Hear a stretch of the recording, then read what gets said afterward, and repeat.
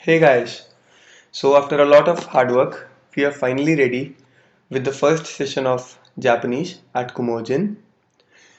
I welcome you all and we really hope that you learn painlessly and get immersed while having fun. So let's get started. The first thing is that you need to Japanize yourself, which means learning the language is a lot more than learning the language only. It's about getting immersed in the culture.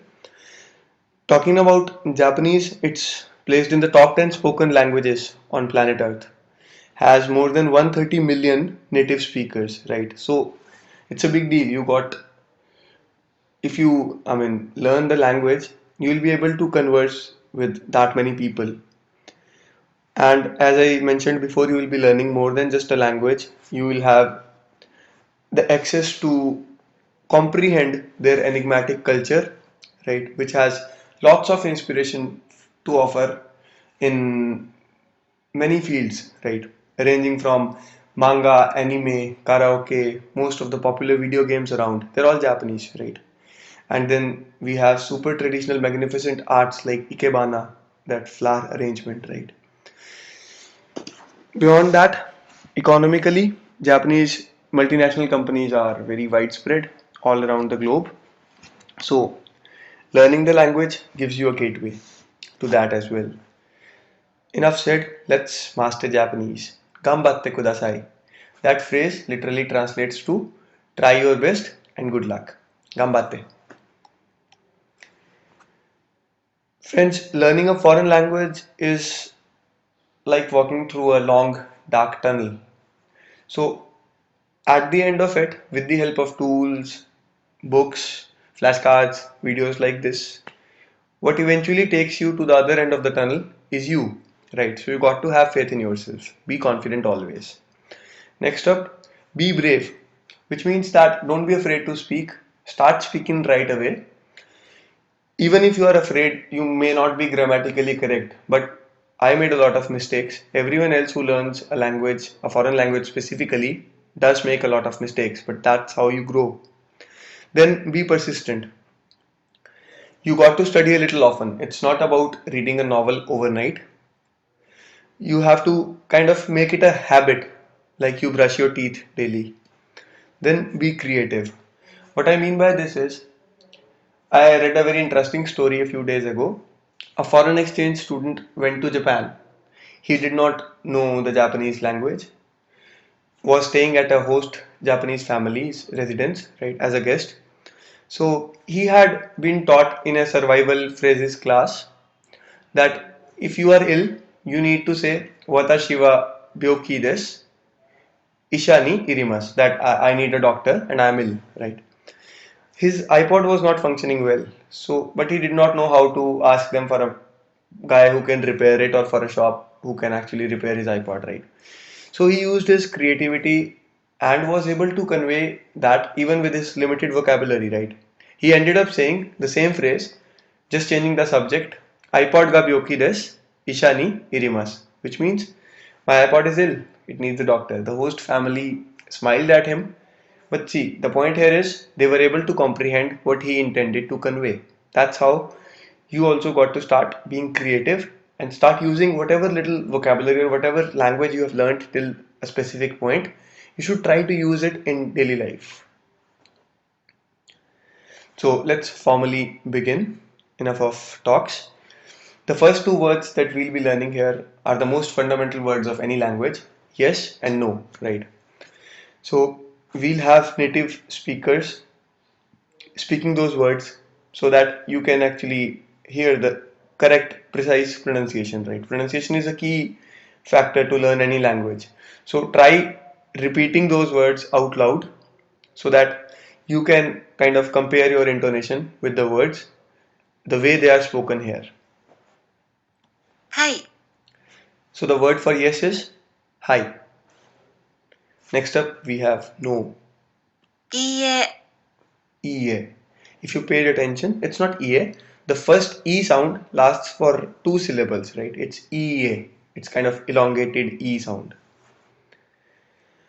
So next up we have aisatsu, which is the Japanese word for greetings.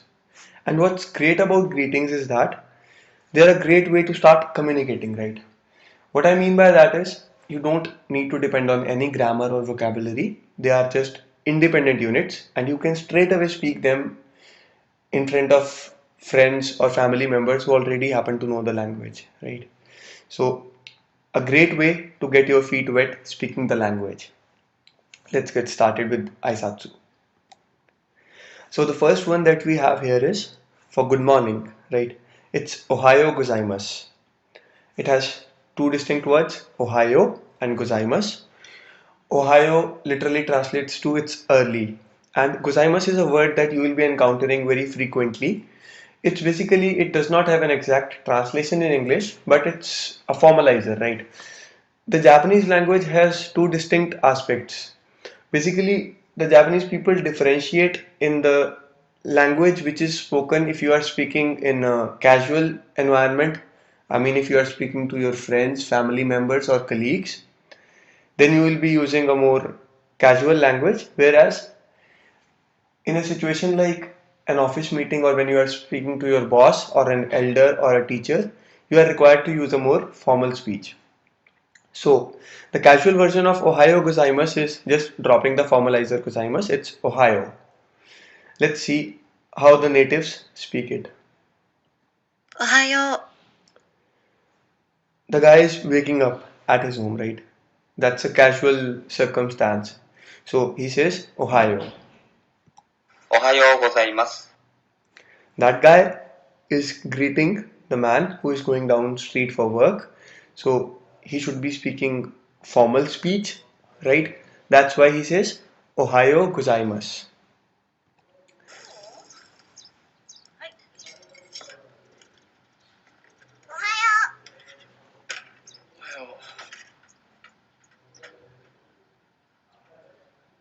おはよう。おはよう。So that was a scene from a real life television show, right?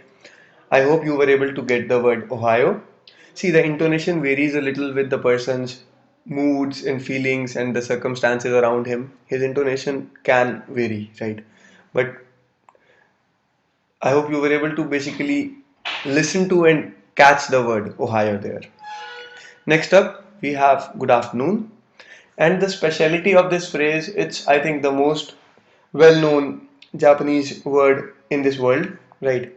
The speciality of this phrase is that it's not just good afternoon, it's a generic or a general form of hello. So it's normally also used for written communication like SMS messages or your emails, things like that. So the phrase is konnichiwa. It has three distinct components, kon, nichi, and wa. Va is a word which we technically call a particle, right? Anything that comes before the topic marking particle va is supposed to be the topic of the sentence or the conversation, right? So here we have konnichi before va, which means this kon is this and nichi is day, right? So konnichiwa literally translates to something like this day. So that's how you say good afternoon. It's normally used once the sun is up. Let's hear a native speaker say it out for us. こんにちは。Let's see that in real life. うっかりさん。あら、こんにちは、つぐみちゃん。